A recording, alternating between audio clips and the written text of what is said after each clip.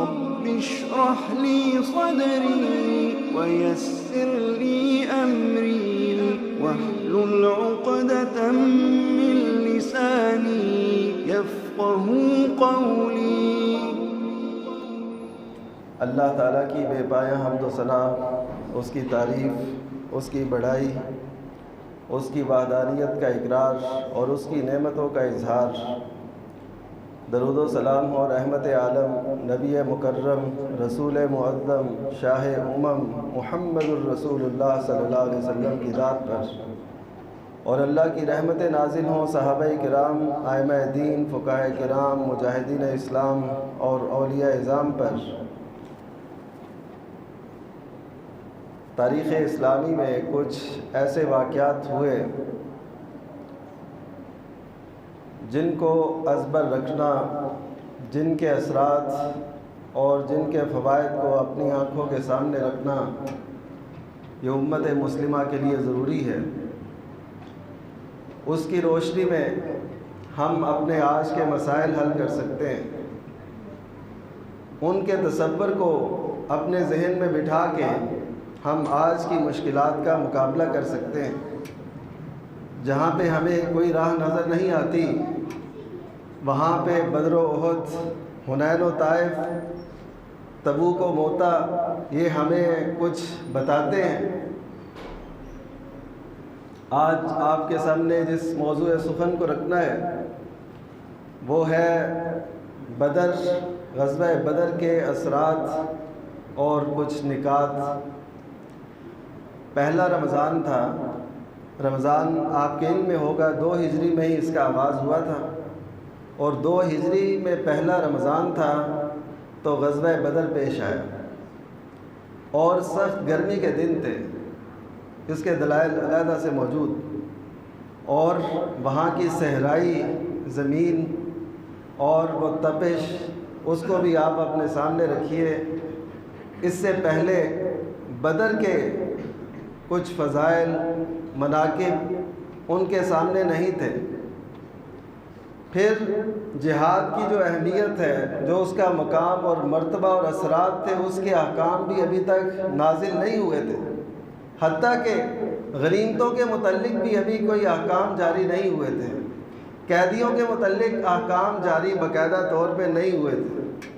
ایسے عالم کے اندر نبی کریم صلی اللہ علیہ وسلم نے جب یہ دیکھا کہ کفار جنہوں نے ہمارے ہی مال لوٹے، جنہوں نے مسلمانوں کو نقصان پہنچایا، اب حق بنتا ہے کہ ان کی معیشت کو کمزور کیا جائے، تو اس کے لیے آپ نے مختلف مہمات روانہ کی تھی۔ یہ ایک پس منظر ہے غزوہ بدر کا، یہ ہمارے ذہن میں ہونا چاہیے۔ تو غزوہ بدر سے جو اہم نقطہ ہمارے سامنے آتا ہے، ساتھ ساتھ ہم ان نکات پہ بھی بات کرتے جاتے ہیں، وہ یہ کہ کسی کے علم میں نہیں تھا کہ یہ غزوہ بدر اتنا اہم معرکہ بن جائے گا جسے رب تعالیٰ یوم الفرقان کہہ کے یاد فرمائیں گے۔ یہ سورہ انفال جو اتری، یہ غزوہ بدر کے بعد اتری ہے۔ پہلے کسی کو اس بات کا احساس نہیں تھا کہ یہ اتنا عظیم معرکہ شمار ہوگا۔ اس سے کیا پتہ چلا؟ اس سے یہ پتہ چلا کہ ہماری زندگی میں بھی کچھ معرکے، کچھ باتیں، کچھ موازنے، کچھ مقابلے ایسے ہوتے ہیں کہ ہم ان کو مس کر جاتے ہیں۔ ہمیں پتہ نہیں ہوتا کہ اللہ تعالیٰ کے ہاں اس کی کیا مقام اور حیثیت ہے، وہ بعد میں پتہ چلتا ہے، چاہے اس دنیا میں لگ جائے یا اس کے بعد آخرت میں لگ جائے، کہ کس کس موقع کو ہم نے چھوڑا۔ آج لوگوں کے پاس وقت موجود ہے، مسجدیں آواز دے رہی ہیں کہ اعتکاف بیٹھ جاؤ، اعتکاف بیٹھو۔ کئی ایسے لوگ ہیں، میں یقین سے کہتا ہوں ان کے پاس گھر میں باہر کوئی کام نہیں ہے، لیکن وہ اس موقع کو ضائع کر دیتے ہیں، حالانکہ نبی کریم صلی اللہ علیہ وسلم نے اپنی مبارک زندگی کی اہم ترین مصروفیات میں اس کو بھی شامل رکھا۔ اعتکاف آپ باقاعدہ کرتے تھے، آخری سال آپ نے 20 دن کا اعتکاف کیا۔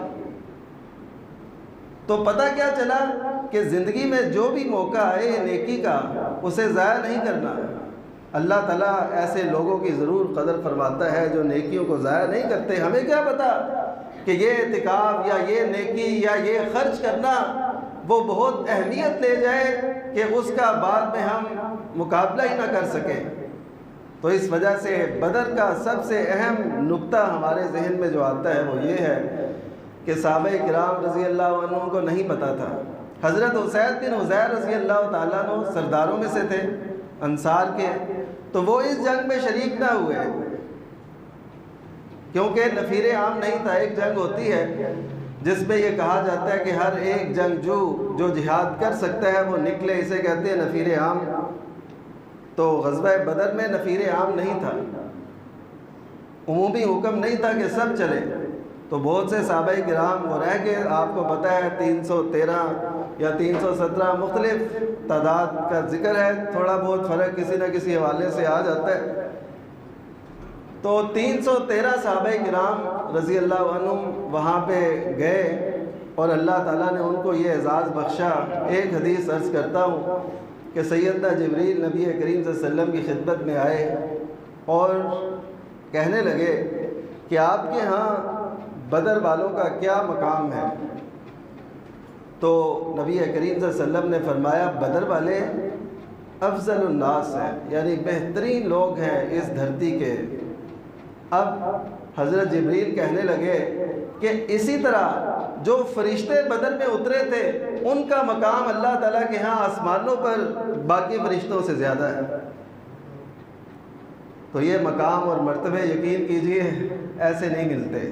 ان کو یہ ادراک نہیں تھا کہ ایسا ہوگا، حتیٰ کہ جب نکلے تھے تو اس وقت قافلے کے لیے نکلے تھے، لیکن اللہ تعالیٰ نے وہ معرکہ آرائی کرائی۔ تو یہ اس کی حکمتیں ہوتی ہیں۔ بعض اوقات بندہ کسی اور ہدف پہ ہوتا ہے، اللہ تعالیٰ اس کو کسی اور نتیجے سے نواز دے تو اس کو اللہ تعالیٰ کی رضا پہ راضی رہنا چاہیے۔ اگر آپ کے ذہن کے مطابق اللہ کی نصرت نہ اترے تو اللہ پہ کبھی بدگمان نہ ہو۔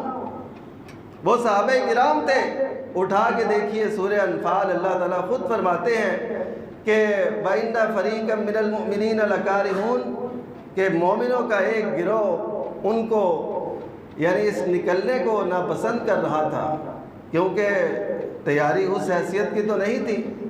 تیاری تو تھی ایک قافلے کے لیے، لیکن آگے سے ایک جنگجو لشکر جرار اور پوری تیاری کے ساتھ وہ مقابلے کے لیے آ گیا۔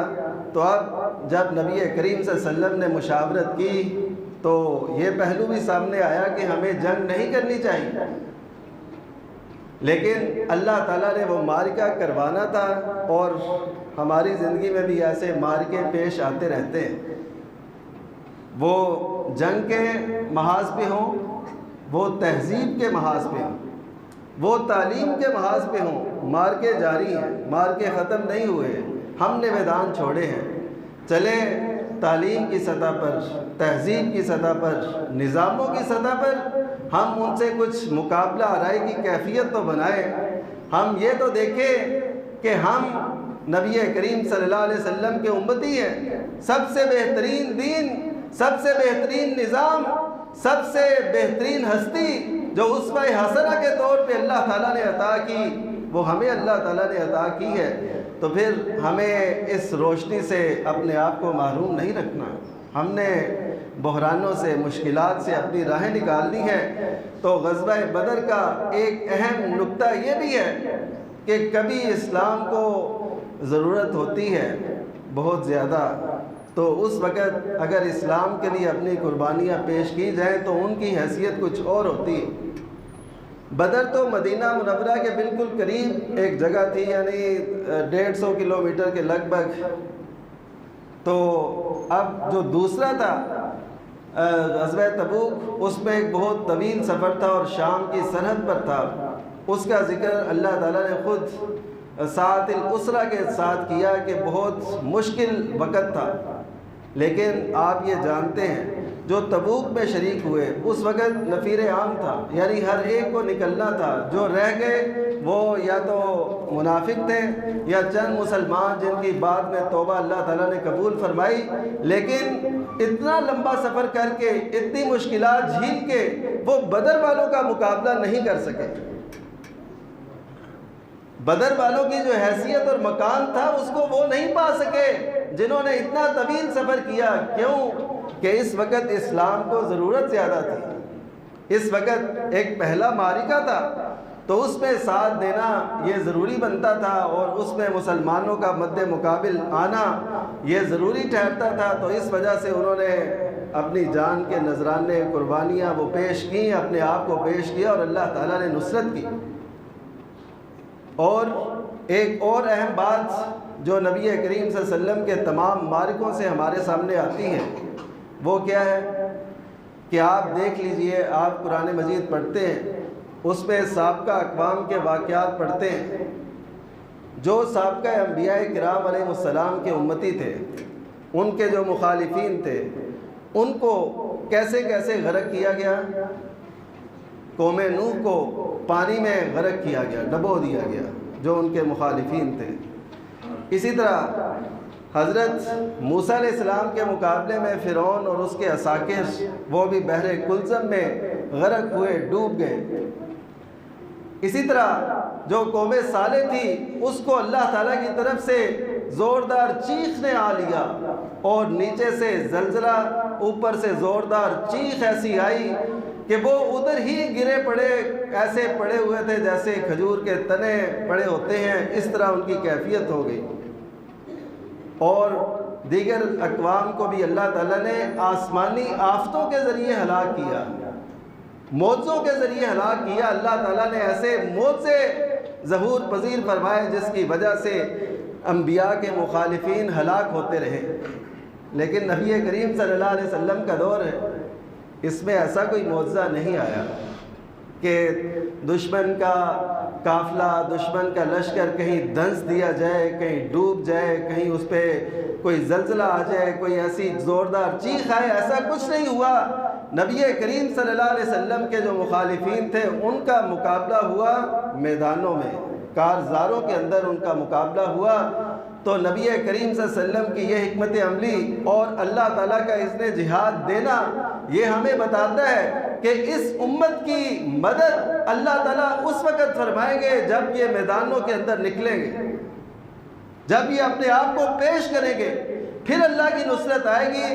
یہ پہلی جو امتیں تھیں ان کی طرح ان کو مدد نہیں ملے گی کہ اللہ تعالیٰ کسی غیبی مدد کے ذریعے سے ایسا کر دے.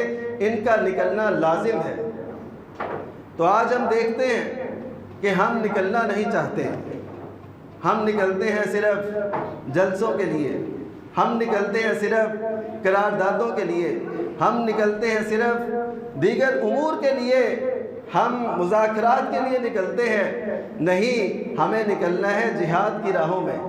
ہمیں نکلنا ہے اللہ تعالیٰ کے دین کی سربلندی کے لیے، اپنے مال اور جان لے کے نکلنا ہے. تو یقین کیجئے اللہ تعالیٰ کی نصرت ہمارے شامل حال ہوگی. یہ اللہ تعالیٰ کا اس امت کے ساتھ ایک قانون ہے. اگر اللہ نے اپنی نصرت نبی کریم صلی اللہ علیہ وسلم کو دی ہوتی اس طریقے سے کہ آپ مدینہ میں رہتے اور آپ کے دشمن سارے غرق ہو جاتے، ایسا اللہ کے ہاں کون سا مشکل تھا؟ پہلی امتوں کے ساتھ ایسے ہوا. ان کے مخالفین کو اللہ تعالیٰ نے ایسے غرق کیا، ہلاک کیا، نشان عبرت بنایا.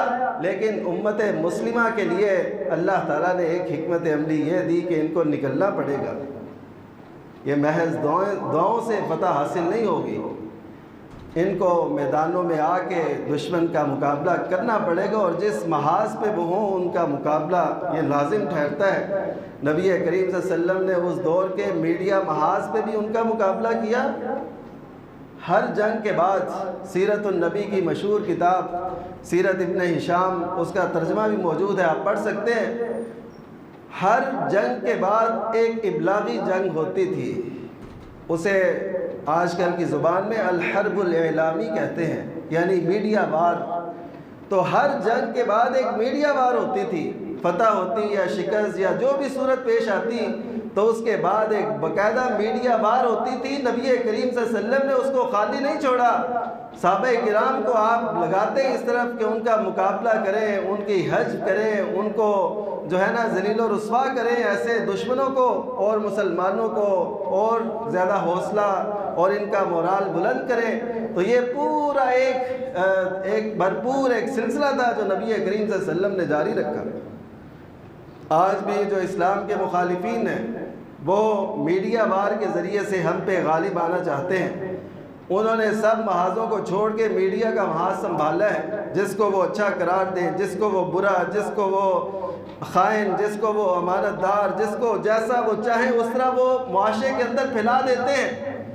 تو نبی کریم صلی اللہ علیہ وسلم کی پیش گوئی کے مطابق بھی یہ بات واضح ہے، حدیث میں آتا ہے کہ ایک ایسا زمانہ ہے، وہ طویل حدیث ہے، اس کا ایک پہلو یہ ہے کہ اس کے اندر یؤتمن فیہ الخائن کہ یخبن فیہ الامین، کہ اس کے اندر جو امین شخص ہوگا، امانت دار ہوگا، اس کو خائن بنا کے پیش کیا جائے گا، اور جو خائن ہوگا اس کو امانت دار بنا کے پیش کیا جائے گا۔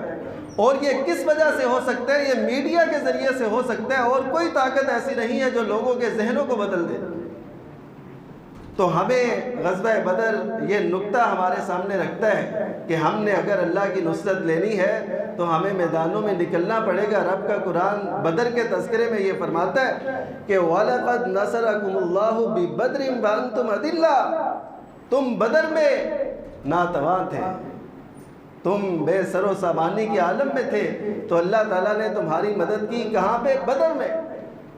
حالانکہ مدینہ میں آپ تشریف فرما ہوتے، سرکار دو عالم محمد الرسول اللہ صلی اللہ علیہ وسلم کی التجائیں ہوتی تو اللہ تعالیٰ قبول فرما لیتے، لیکن آپ نے نہ ایسی دعا کی بلکہ آپ میدان میں نکلے اور رات بھر اللہ تعالیٰ سے التجائیں کرتے رہے، اور اللہ تعالیٰ نے بھی فرمایا کہ استستغیثون ربکم فاستجاب لکم، تم اللہ کو پکار رہے تھے، اللہ سے مدد طلب کر رہے تھے۔ یہاں جمع کا صیغہ آیا، یعنی نبی کریم صلی اللہ علیہ وسلم بھی اللہ کو پکار رہے تھے، اور صحابہ کرام بھی اللہ تعالیٰ کو پکار رہے تھے کہ یا اللہ وہ مدد، وہ نصرت۔ تو اللہ تعالیٰ نے ان سب کا جواب نبی کریم صلی اللہ علیہ وسلم پہ نازل کیا کہ میں تمہاری مدد ضرور کروں گا۔ اللہ نے بھی جمع کے صیغے سے فرمایا ممدکم، میں تم سب کی مدد کروں گا، اور اللہ تعالیٰ نے ان کی مدد کی۔ مدد کیسے کی؟ وہ اسباب، وہ امور، وہ اللہ تعالیٰ نے صحابہ کرام کے لیے آسان کر دیے، ان کی جو مشکلات تھیں ان کو دور کر دیا۔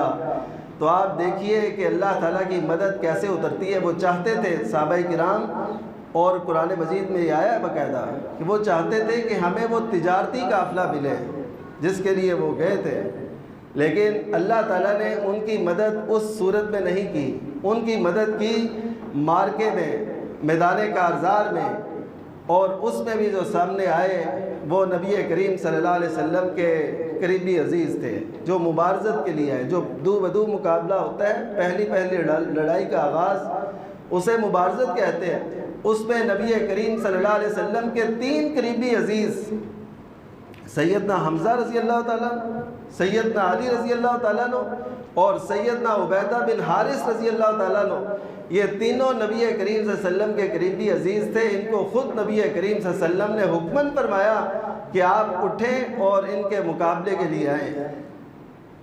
تو آپ سیدنا علی رضی اللہ تعالیٰ عنہ کا نام تو جانتے ہیں، سنتے ہیں، لیکن آپ کو عبیدہ بن حارث کا تعارف نہیں ہوگا۔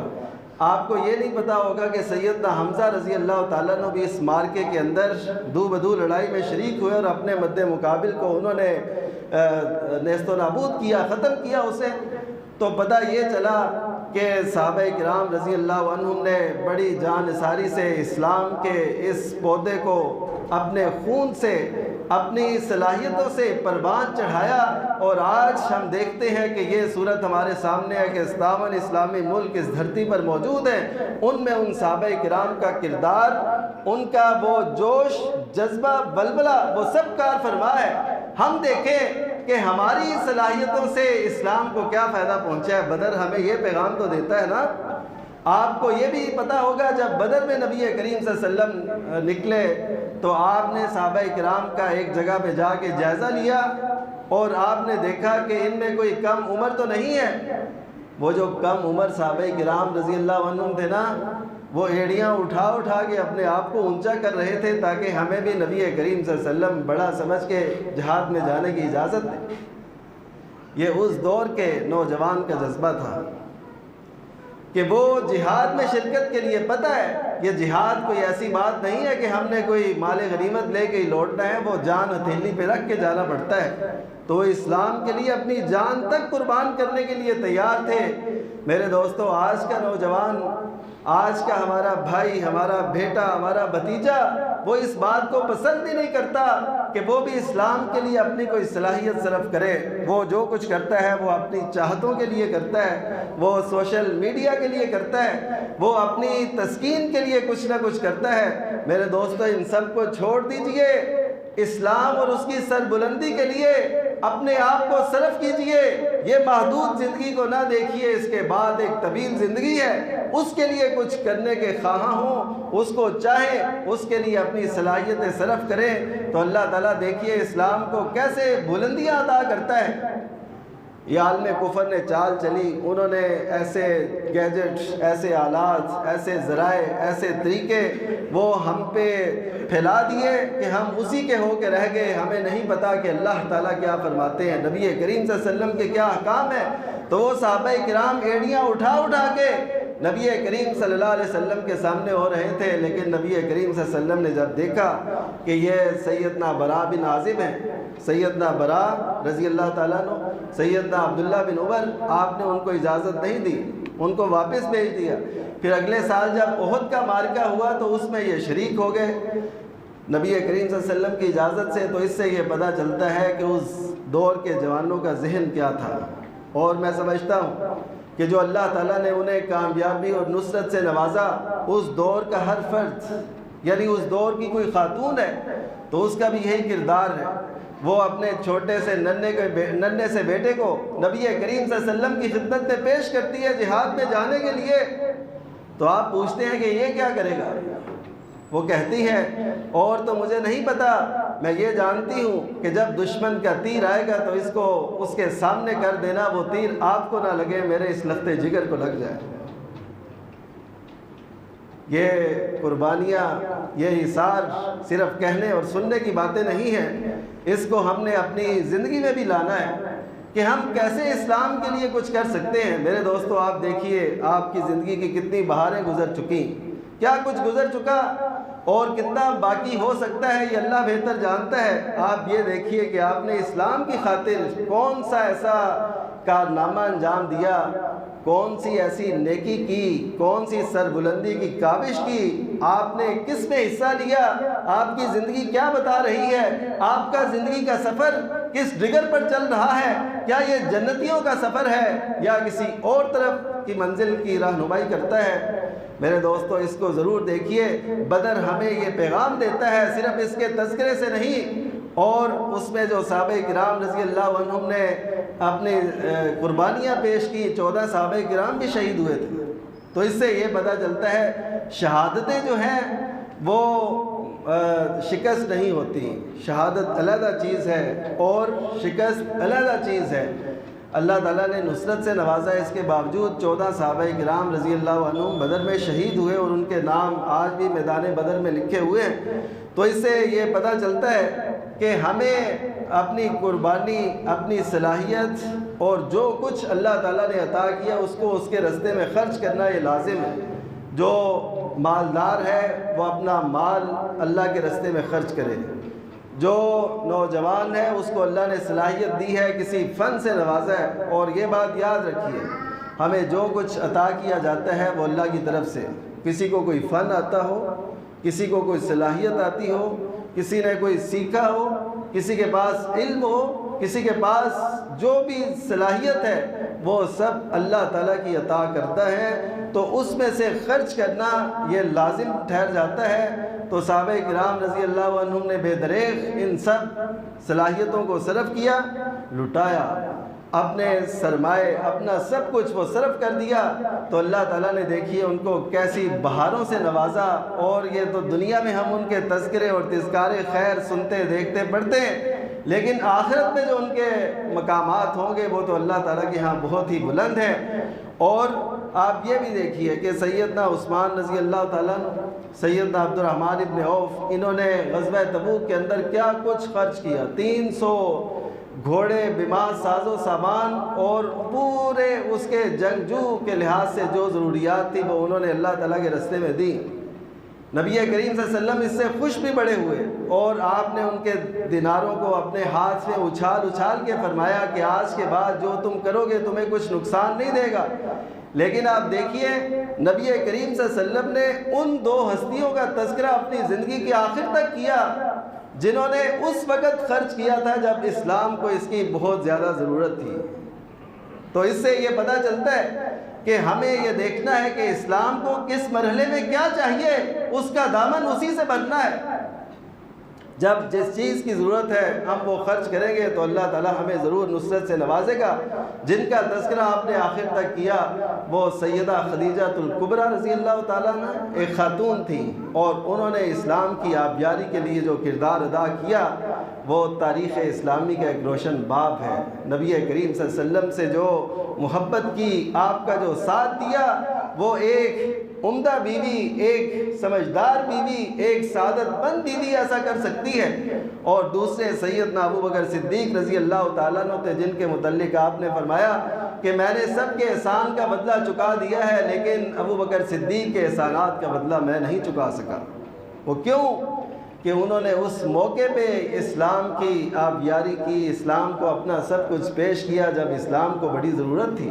اور یہ جو موقع ہوتے ہیں یہ انسان کی زندگی میں آتے رہتے ہیں، تو ان سے فائدہ اٹھانا، ان کو اپنے سامنے رکھنا اور ان کو اگنور نہ کرنا یہ ہمارے لیے لازم ہے۔ تو اللہ تعالیٰ ہم سب کو اس بات کی توفیق دے کہ ہم غزوہ بدر کے یہ جو کچھ نکات تھے، جو ثمرات تھے، جو اللہ تعالیٰ نے بدر میں یہ ہمارے سامنے فتح اور نصرت اور یہ جو کفار کو شکست ہوئی اور وہ نیست و نابود ہوئے، قتل ہوئے، ختم ہوئے، ان کی ساری قیادت چلی گئی، یہ مسلمانوں کے لیے کتنے سکون کا باعث ہوگا۔ تو آج ہمیں اس بات کی ضرورت ہے کہ ہم دشمن کا مقابلہ کرنا چاہتے ہیں، ہم امریکہ کا، ہم دیگر تہذیبوں کا، تو ہر میدان کے اندر ان کا مقابلہ کریں اور وہ حکمت عملی اختیار کریں جو نبی کریم صلی اللہ علیہ وسلم نے کی تھی۔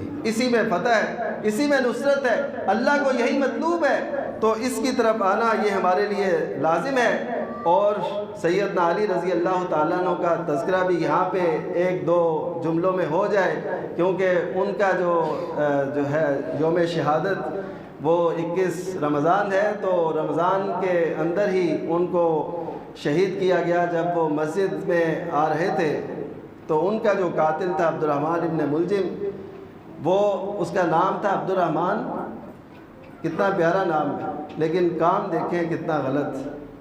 نبی کریم صلی اللہ علیہ وسلم نے فرمایا تھا کہ حضرت علی رضی اللہ تعالیٰ عنہ کو آپ کو خطاب کر کے عمار بن یاسر بھی ساتھ تھے، آپ نے فرمایا کہ پہلوں اور پچھلوں میں سے یعنی جتنے انسان ہیں ان میں سے دو بدبخت ترین لوگ ہیں، ایک وہ صالح علیہ السلام کی اونٹنی کا قاتل، اور ایک وہ حضرت علی سے فرمایا جو آپ کے سر پہ ایسے تلوار مارے گا اور اس کی وجہ سے آپ کی داڑھی تر ہو جائے گی۔ اور وہ عبد الرحمن ابن ملجم جو خارجی تھا اس نے یہ کام کیا، اللہ تعالیٰ اس کو ظاہر ہے اس کو تو بہت سزا نبی کریم صلی اللہ علیہ وسلم نے اس کے متعلق یہ پیش گوئی فرمائی۔ تو اس سے سیدنا علی رضی اللہ تعالیٰ عنہ کا مقام اور مرتبہ بھی ہمارے سامنے واضح ہوتا ہے، اور حضرت علی رضی اللہ تعالیٰ عنہ نے ان جنگوں کے اندر نمایاں مقام حاصل کیا، بہت اہمیت ان کے کردار کی ہے نبی کریم صلی اللہ علیہ وسلم کے ان معرکوں کے اندر۔ تو آج دیکھیے کہ ان کا نام تو ہم لیتے ہیں لیکن وہ جذبہ کہاں پہ ہے، وہ شہادت کی تمنا کہاں پہ ہے، وہ جرت اور بہادری کہاں پہ ہے جو بے تیغ ان سے لڑ جائے، اور وہ جذبات وہ ہمارے نوجوانوں کے اندر پیدا کرنے کی اور ہونے کی ضرورت ہے۔ اللہ تعالی ہم سب کو اسلام کے لیے ایسے گراں قدر جذبات پیش کرنے کی توفیق بخشے، اور ایسے عظیم ہیروز جو اسلامی ہیروز ہیں ان میں سے ہر ایک کو اپنے ذہنوں میں یاد رکھنے کی توفیق بخشے، ان کے تذکرے پڑھیں، اور کسی خاص کے نہیں بلکہ سارے صحابہ کرام رضی اللہ عنہم کے تذکرے پڑھیں گے تو آپ کو بہت نادر مثالیں، بہت سی باتیں سیکھنے کو ملیں گی۔ اللہ تعالیٰ ہم سب سے راضی ہو جائے۔ وآخر دعوانا الحمدللہ رب العالمین۔ رب اشرح لي صدري ويسر لي أمري واحلل عقدة من لساني يفقه قولي